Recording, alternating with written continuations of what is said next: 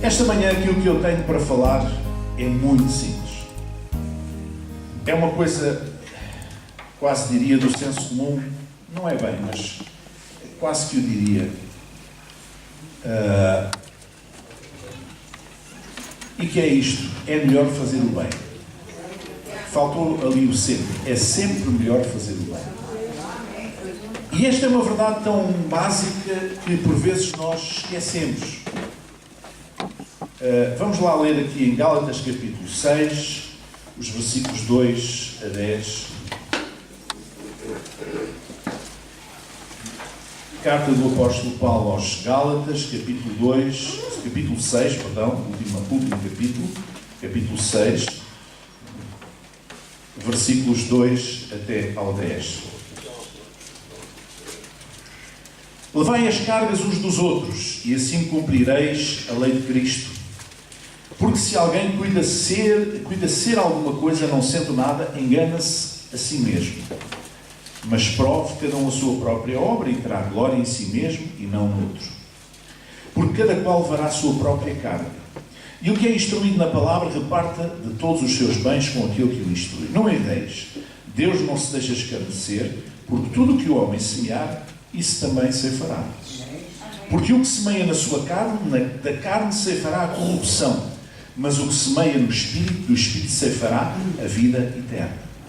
E não nos cansemos de fazer o bem. Diga comigo, não nos cansemos de fazer o bem. Porque a seu tempo ceifaremos, se não houvermos desfalecidos. Se desfalecido, então, enquanto temos tempo, façamos bem a todos. Diga comigo, façamos bem a todos. Mas principalmente aos domésticos da fé.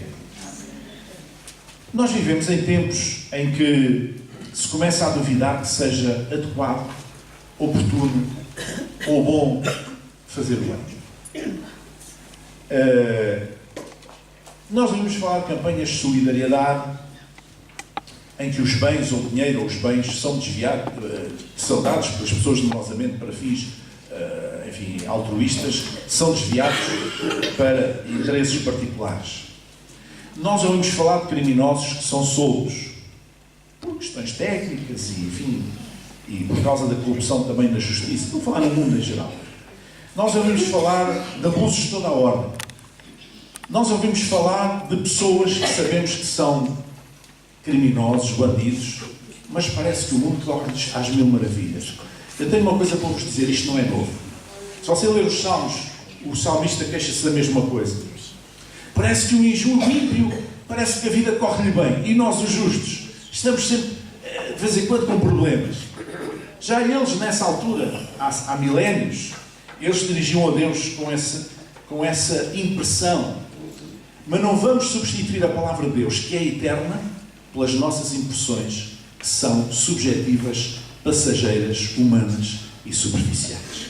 O que importa não é o que nos parece a nós. O que importa é aquilo que Deus diz na sua palavra. Amém? Amém?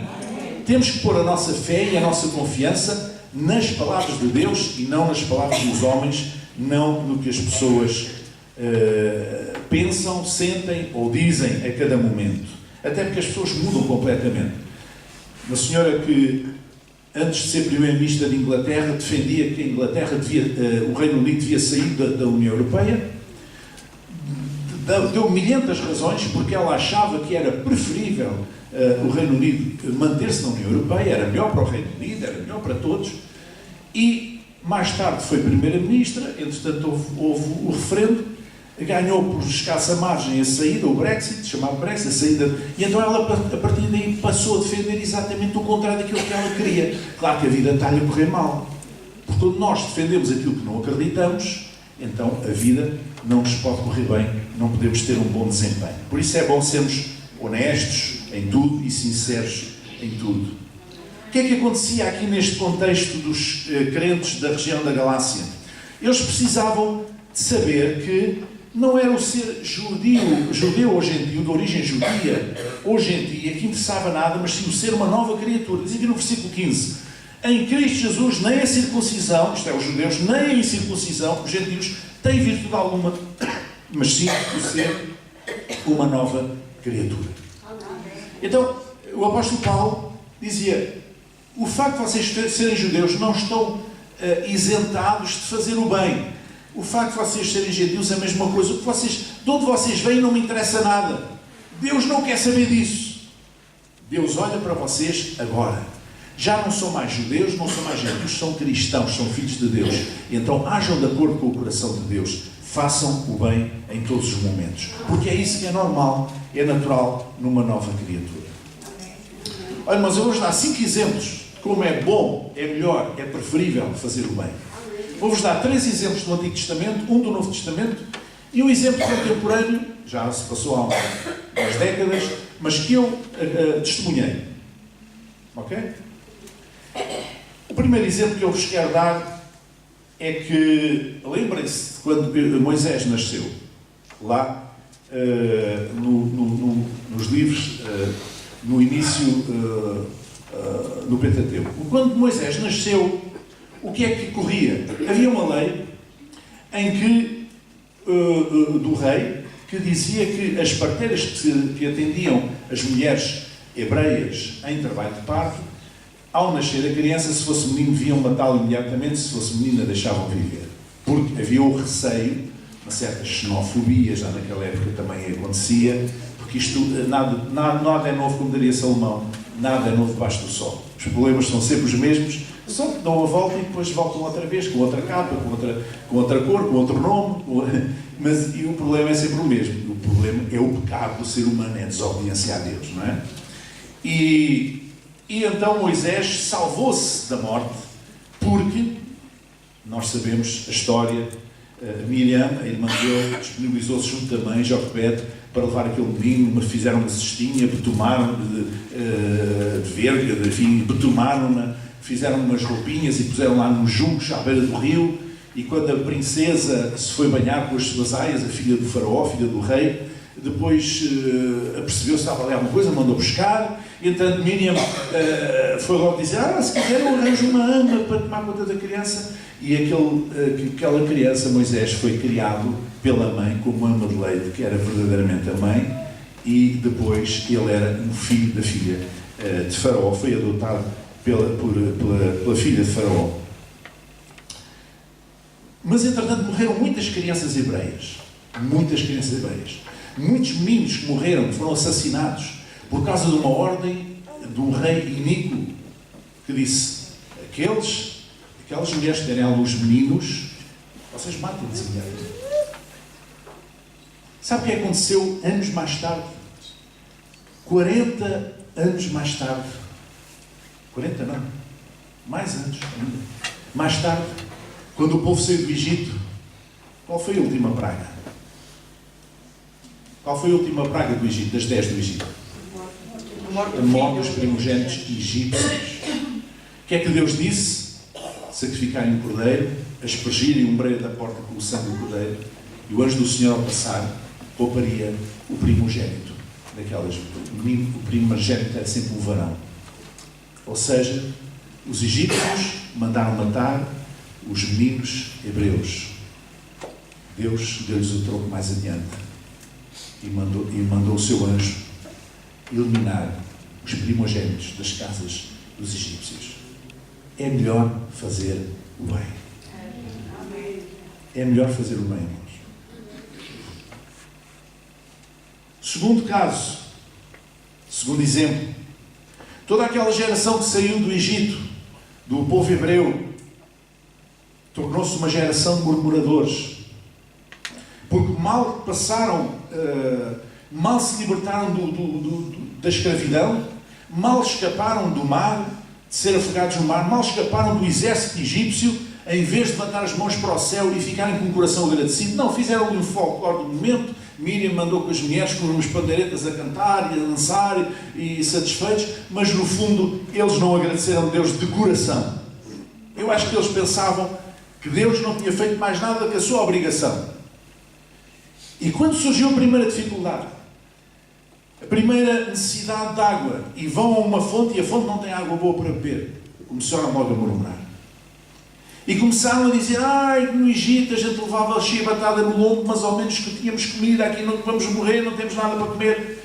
Do fundo, eles não confiavam em Deus e começaram a murmurar contra Deus e contra o seu ungido. O resultado disto foi o quê? Toda aquela geração que saiu do Egito, dos mais velhos, morreram no deserto durante aqueles 40 anos. Só a geração seguinte, os seus filhos, é que depois pôde entrar na terra da promessa. Mais vale fazer o bem. Diga comigo, mais vale fazer o bem. Um último caso, que é um caso muito interessante, uma história muito bonita que está escrita no livro de Esther, no Antigo Testamento. Havia um homem, uma espécie de primeiro-ministro, alguém que queria ascender ao papel de primeiro-ministro, aliás, não era primeiro-ministro, na Pérsia, um homem chamado Amã, um homem mau, que a certa altura, por uma questão de inveja, por uma questão de orgulho, de vaidade, quis mandar matar Mardoqueu. Mardoqueu era o tio de Esther e foi ele que a criou. E Esther acabou por vir a ser rainha porque casou com o rei Assuero.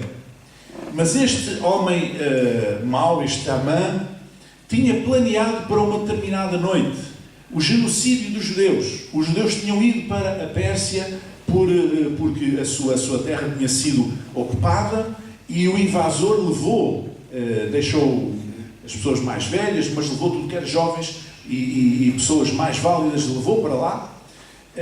E portanto ele pensou, eu vou aproveitar, vou conceber aqui um plano sem o rei Assuero saber, nas costas do rei Assuero, mas um plano de mortandade em que vou matar os judeus todos. Porquê? Porque Mardoqueu era judeu. O que aconteceu foi que ele acabou mal. E quem acabou sentado na cadeira de primeiro-ministro da Pérsia foi o Mardoqueu, aquele que ele queria matar, aquele de quem ele tinha inveja. E como é que acabou Amã? Numa forca. Diz assim Esther, capítulo 10, versículo 3. Porque o judeu Mardoqueu foi o segundo depois do rei Assuero e grande entre os judeus, estimado pela multidão de seus irmãos, procurando o bem do seu povo e proclamando a prosperidade de toda a sua descendência. Mardoqueu soube do plano. Avisou a sua sobrinha, avisou Esther. Esther disse ao rei Assuero. E o Amã saiu-lhe o tiro pela culatra. Ele queria assassinar todos os judeus naquela noite. Afinal, o único que morreu foi ele e a sua descendência. É melhor fazer o bem. É melhor fazer sempre o bem. Vou-vos dar um exemplo do Novo Testamento. É um exemplo que toda a gente conhece. É o exemplo de Judas Iscariotes. O discípulo que andou com Jesus, juntamente com os outros 11. Juntamente com Pedro, Tiago, João, Filipe. Então, com eles todos. Viu o mesmo que eles viram. Ouviu o mesmo que eles ouviram. Experimentou o mesmo que os outros experimentaram também durante aqueles 3 anos e meio, na companhia de Jesus. E o que é que acontece? A certa altura, a Bíblia diz que ele abriu a porta ao diabo. Nós podemos ser pessoas muito boas, mas por isso é que a Bíblia diz vigiai e orai. Nós podemos vigiar, porque o mal ronda. O mal não é um papão para nos comer. A Bíblia diz que Satanás anda como um leão, rodando à nossa volta, buscando a quem possa tragar. Não diz que ele é um leão. Até que isso seria um insulto aos sportinguistas. Não diz que ele é um leão. Diz que é como? Faz lembrar, faz barulho. Aquele rugido, não é? Amedronta. Não diz para nós vigiarmos. Porque Judas, a certa altura, abriu uma porta ao diabo. E ele entrou por ali. Ou seja, abriu o seu coração para o mal. E o mal entrou. E ele acabou por aceitar 30 moedas de prata para entregar Jesus, para que eles soubessem quem era Jesus, para que eles prendessem Jesus e para que eles matassem Jesus, levassem Jesus à morte. O que é que aconteceu? Ele não tirou partido das 30 moedas de prata? Ou tirou? Não. Ele teve consciência que aquilo não lhe ia fazer nada. Ele lançou as moedas no chão, depois, arrependido, e foi e enforcou-se. Ele morreu. Por isso eu digo, é melhor fazer sempre o bem. É melhor fazer o bem sem olhar a quem. Amém? É isso que o povo diz. O povo português tem este ditado, fazer o bem sem olhar a quem. É verdade. E muitas vezes a gente diz, estou a fazer bem àquela pessoa que a pessoa não merece. Eu próprio às vezes penso muitas vezes isso. A pessoa está a fazer o bem, só faz o bem àquela pessoa, mas aquela pessoa não merece. Não merece. E a gente já se cansa. Será que vale a pena continuar nisto? Mas é melhor fazer o bem. Eu vou-vos dar um exemplo prático.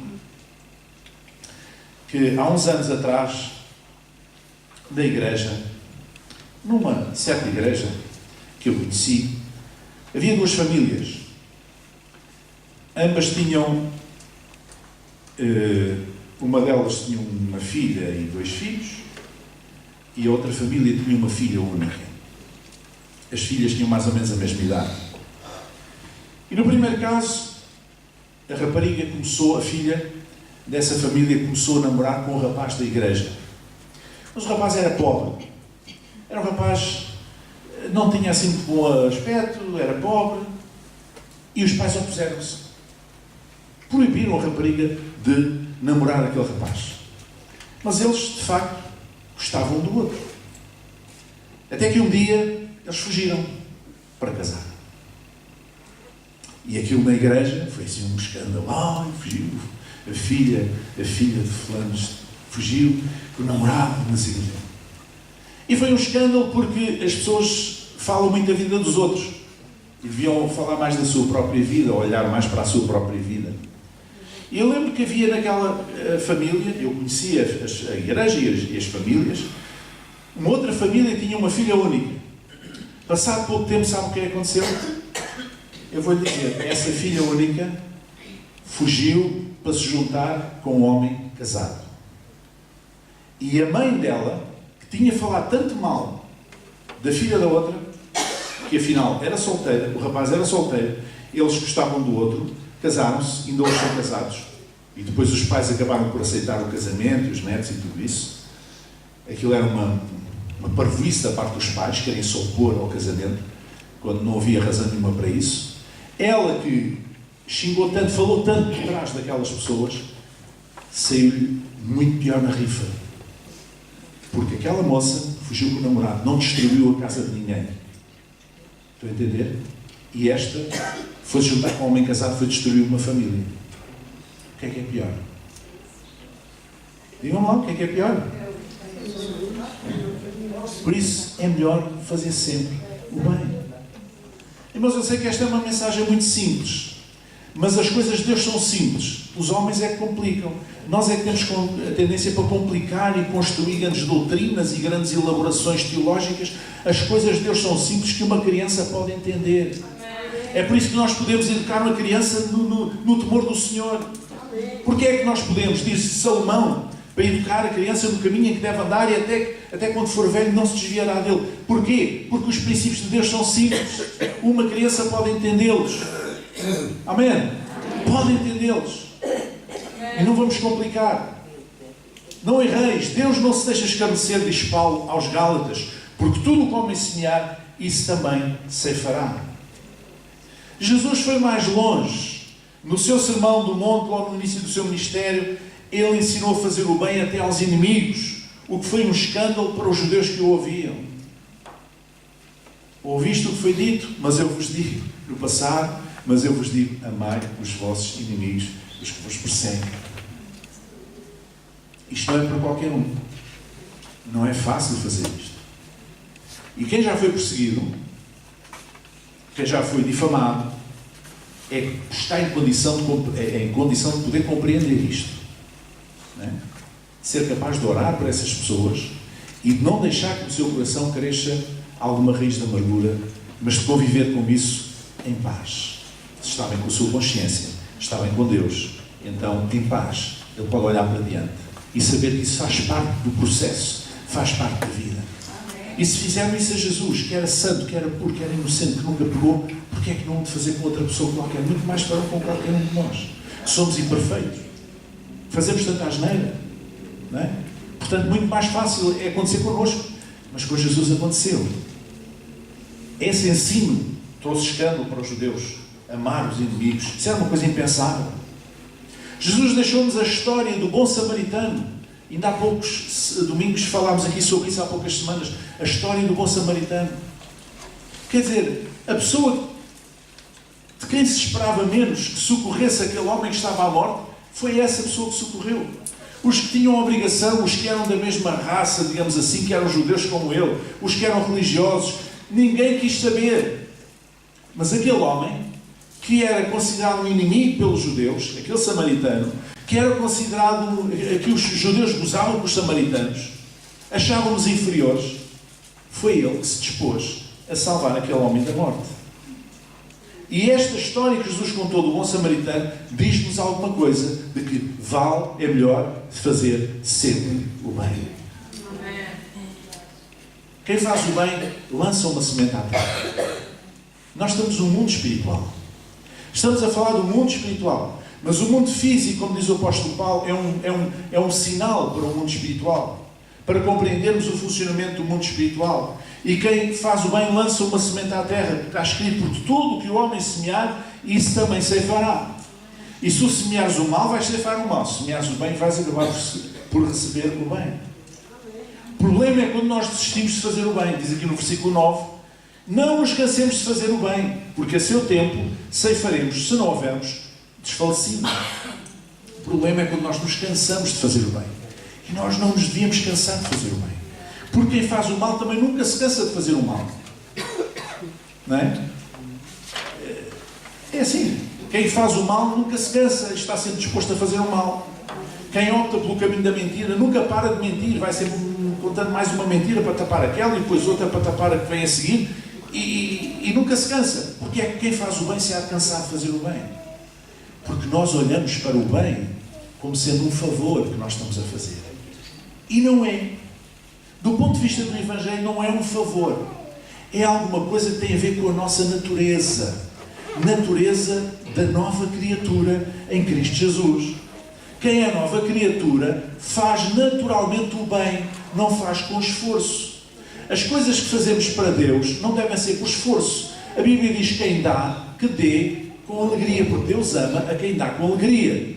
Quem louva a Deus, que louve com convicção, com alegria, com disposição, não forçadamente. Amém? Então as coisas que nós fazemos para Deus devemos fazer como sendo da nossa natureza. Está no nosso ADN. Está na nossa natureza. Não é nada, não é nenhum favor que eu vou fazer. E muitas vezes nós encaramos o bem como um favor que estamos a fazer a alguém. Mas ele não merece. É verdade. Muitas vezes não merece. Merecia um pontapé no rabo. Mas se nós somos cristãos, não é suposto dar um pontapé no rabo. É suposto fazer o bem.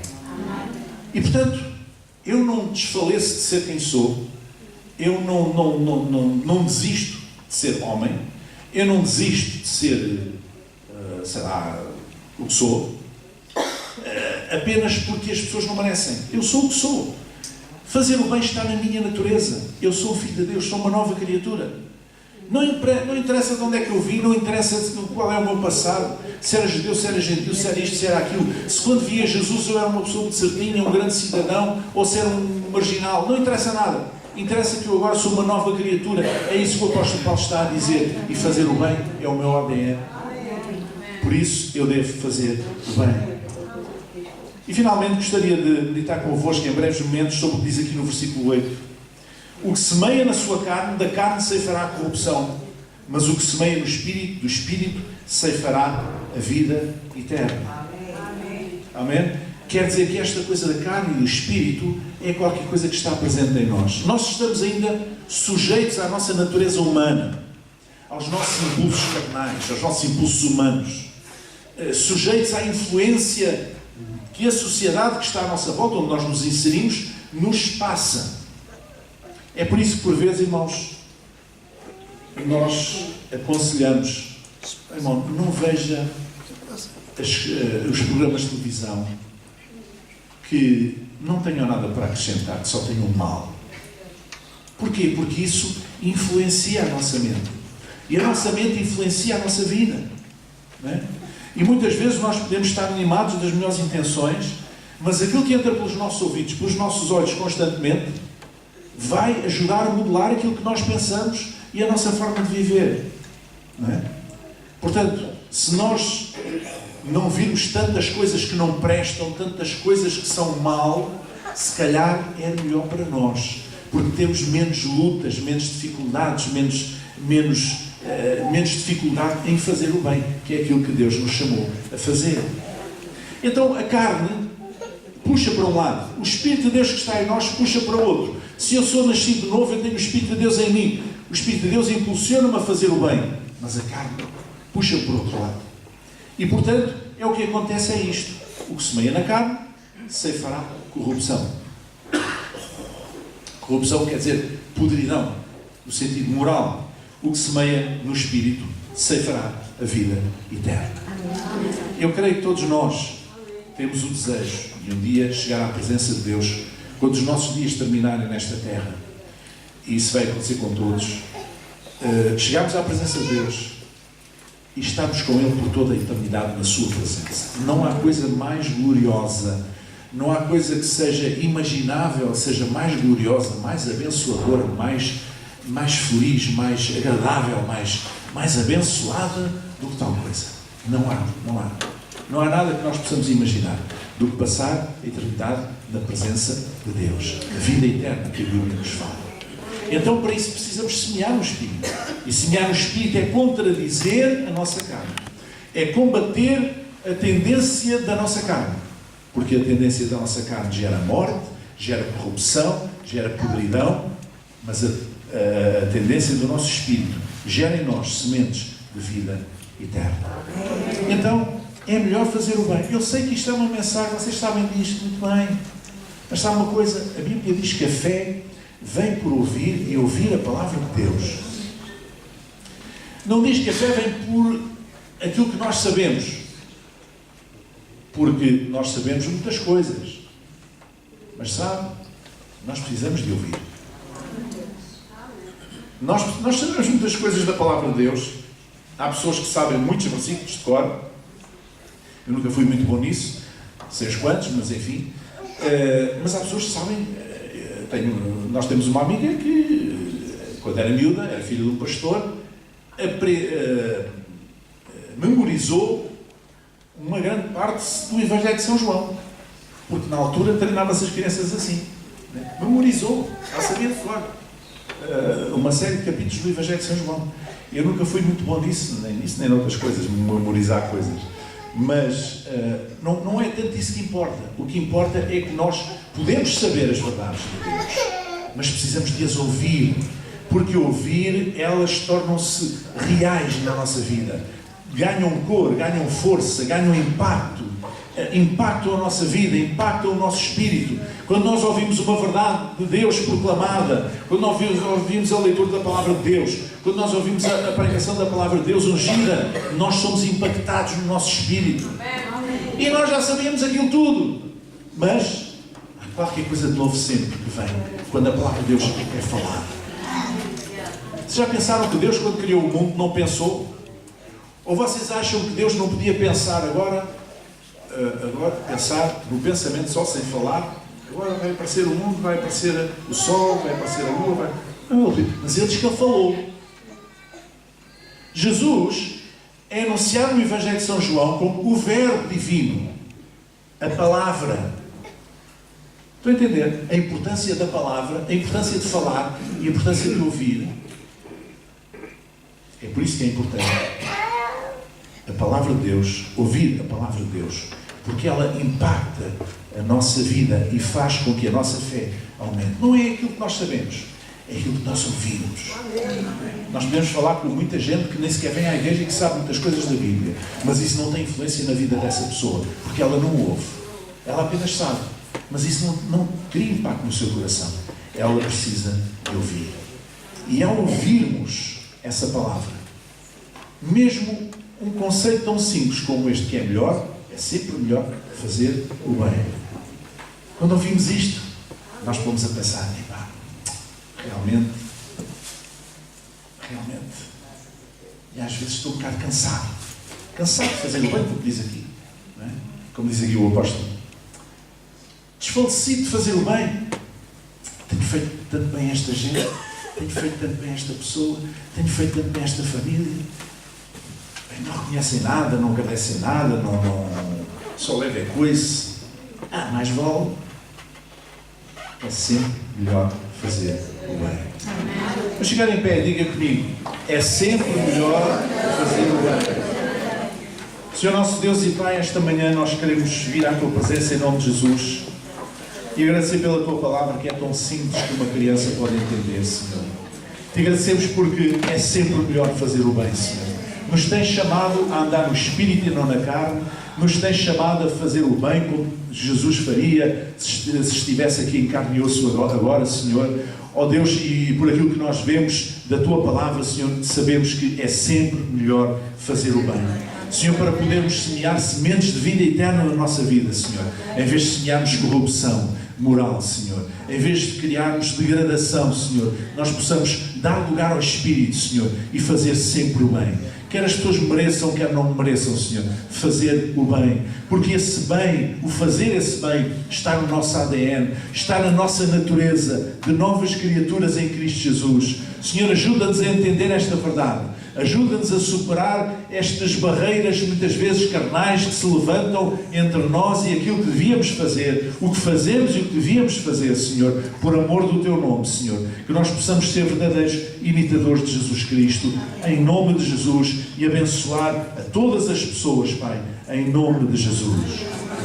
Amém. Mantenha a sua cabeça curvada, os seus olhos fechados, e agora cada um no Espírito, ore, declare bênção em oração agora, durante os momentos, na sua família, aos seus amigos.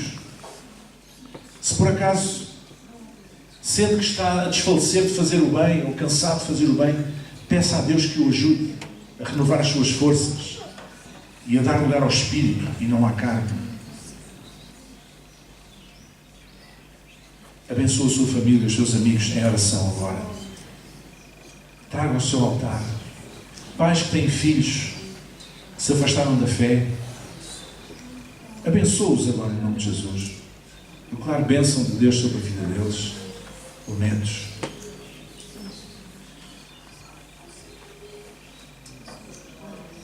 Alguém com quem você tenha problemas, declare bênção sobre a vida dessa pessoa.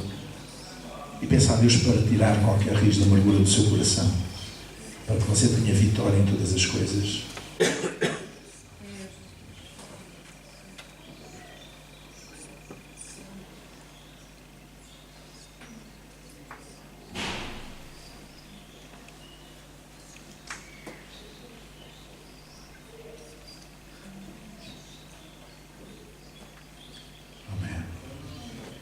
Nós somos o povo que abençoa. Nós somos o povo dos abençoadores. Amém?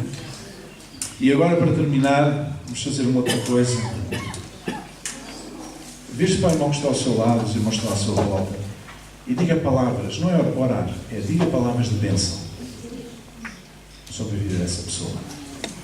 Amém? Abençoe com as suas palavras essas pessoas que estão à sua volta. Deus abençoe a sua saúde, as suas finanças.